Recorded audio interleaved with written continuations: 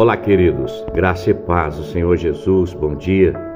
Aqui quem fala é o pastor Tião e eu tenho uma palavra do Senhor para o seu coração nessa manhã. Lá no primeiro livro dos Reis, no capítulo 17, no versículo 17 até o 24, vai dizer que depois disso, o filho da mulher, dona da casa, ele adoeceu.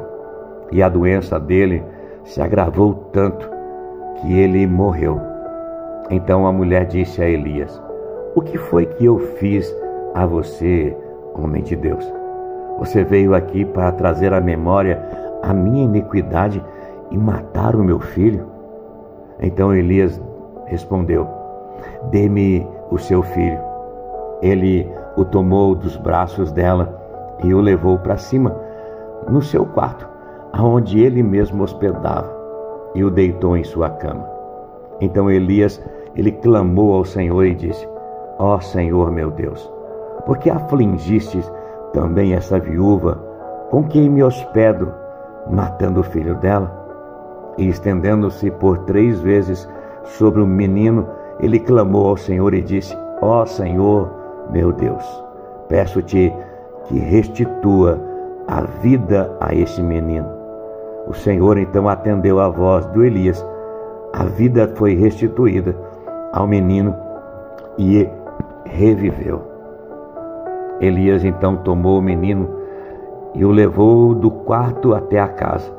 Entregou-o à mãe e disse: "Veja, o seu filho está vivo." Então a mulher disse a Elias: "Agora eu sei que você é um homem de Deus e que a palavra do Senhor na sua boca, ela é verdade." Uau!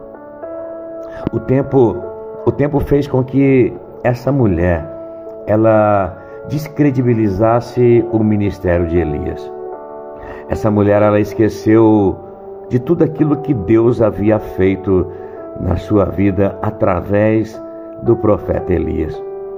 Ela duvidou até mesmo da unção de Deus que ele carregava.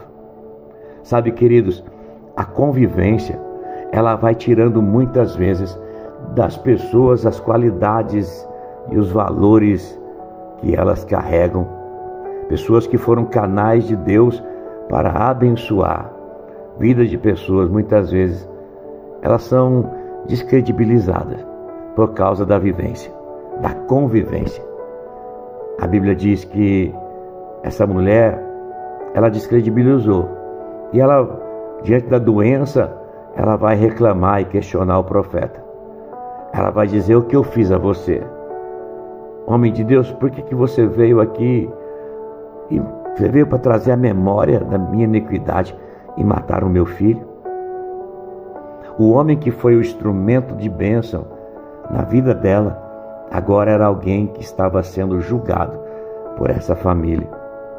A Bíblia não fala, mas essa mulher, com certeza, ela foi perdendo a gratidão aos poucos. Talvez por dar ouvidos a outras pessoas. Talvez por olhar somente as suas necessidades. Elias, ele precisava também, eu acredito, eu creio nisso, que ele precisava também aprender com a ingratidão. Aprender com a ingratidão e não tirar os olhos do Senhor. Não tirar os olhos do plano e do propósito de Deus para a sua vida. Elias tomou dos braços dela a criança, levou para um ambiente que seguramente era um ambiente de oração de Elias. O seu quarto. Era o lugar onde Elias falava com o seu Deus. Era o lugar onde Elias orava e buscava a direção do Senhor. Elias leva então essa criança até o seu quarto. Elias, então ele faz um movimento por 3 vezes sobre essa criança.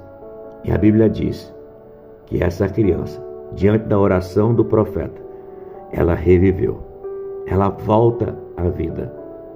Tem pessoas, irmãos, que infelizmente, se elas ficarem perto de nós, elas vão impedir com que o sobrenatural de Deus aconteça.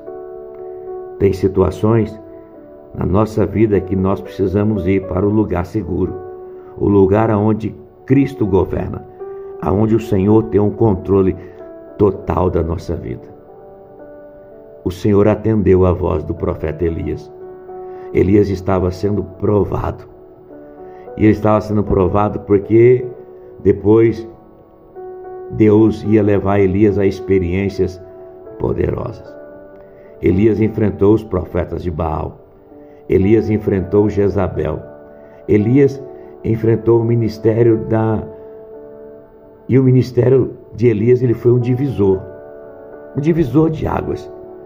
Elias, ele teve que renunciar a muitas coisas. Ele teve que abrir mão de muitas coisas.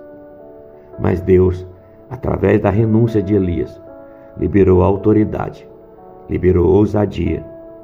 Mas Elias também teve que ser submisso à voz do Senhor. Quando tudo acontece, Elias traz aquela criança aos braços da mãe. E quando a mãe toma aquela criança nos braços, ela dá uma seguinte declaração: agora eu sei que você é um homem de Deus e que as palavras que saem da sua boca, ela é verdade. Uau! É um tempo novo de Deus para a sua vida. É um tempo de coisas grandes e sobrenaturais. Por isso, diante da circunstância, não tire os seus olhos do Senhor e creia, vai chegar o momento do favor de Deus te alcançar, no nome de Jesus. Que o Senhor te abençoe, que o Senhor te guarde, que o Senhor faça resplandecer o seu rosto sobre ti e te conceda a graça. Que o Senhor volte para ti o seu rosto e Ele te dê a paz.